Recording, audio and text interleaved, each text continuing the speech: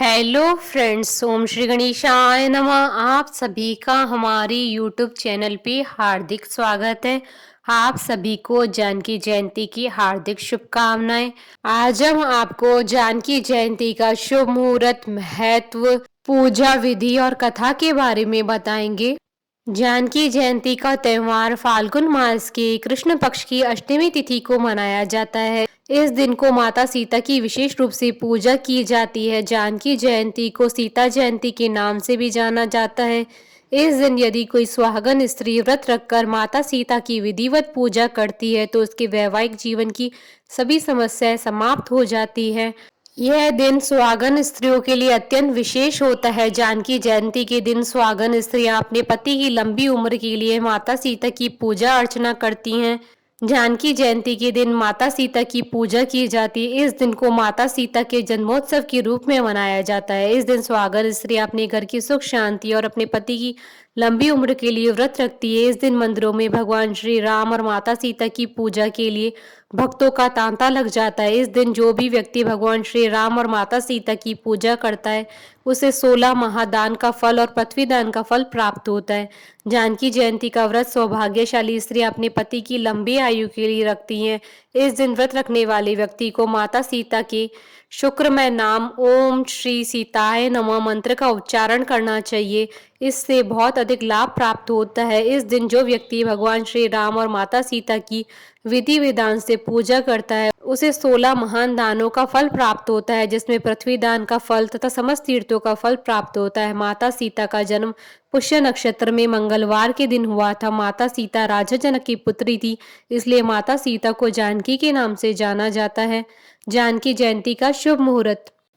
पंचांग के अनुसार इस बार जानकी जयंती 6 मार्च 2021 शनिवार के दिन है।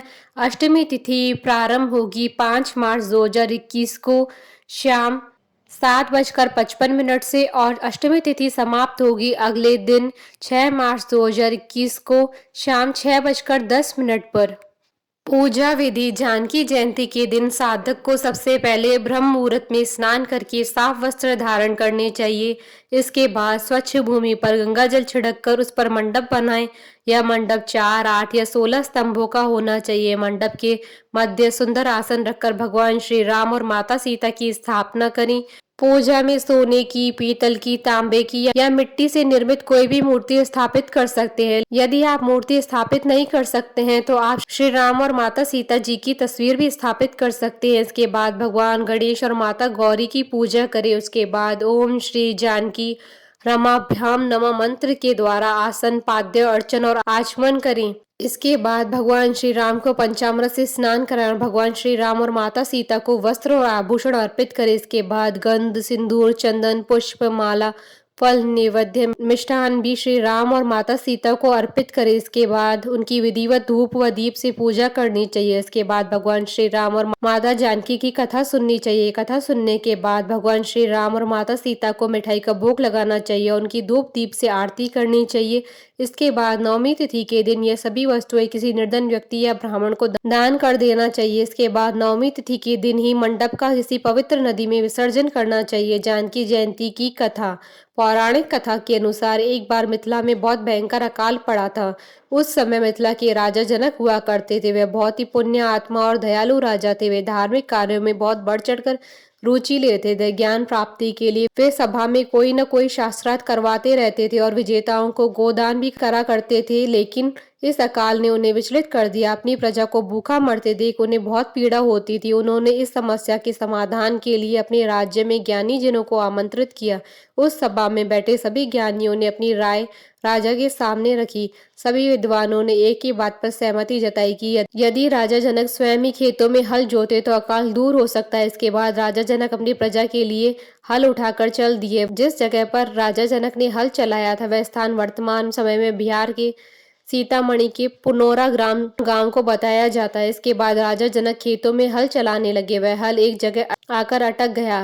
राजा जनक ने पूरी कोशिश की लेकिन हल की नोक उस ऐसी धसी हुई थी कि वह निकलने का नाम नहीं ले रही थी। इसके बाद राजा जनक ने अपने सैनिकों से कहा कि वे आसपास की जमीन की खुदाई करें और देखें कि हल्की नोक कहाँ पर फंसी हुई है।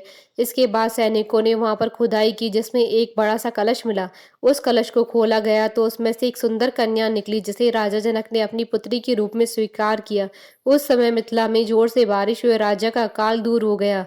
जब उस कन्या का नामकरण किया गया तो हल्की नोक के आधार पर ही उस कन्या का नाम सीता रखा गया, जिनका विवाह आगे चलकर प्रभु श्री राम की जी के साथ हुआ। बोलिए सिया रामचंद्र की जय, माता सीता की जय। आशा करती हूँ कि आपको जानकी जयंती की पूजा विधि, शुभ मुहूर्त, महत्व और कथा का ये वीडियो पसंद आया होगा, तो आप इस वीडियो को अधिक से अधिक लाइक और शेयर कीजिएगा ताकि सभी भक्तों को इस वीडियो का लाभ प्राप्त हो सके। आप हमारे चैनल को सब्सक्राइब जरूर कीजिएगा अगर अब तक नहीं किया है तो, ताकि आप और हम कनेक्टेड रहें। साथ ही प्रेस करना ना भूलिएगा बेल आइकन को, जिससे नए वीडियो से रिलेटेड नोटिफिकेशन आपको तुरंत प्राप्त हो सके। ओम श्री गणेशाय नमः।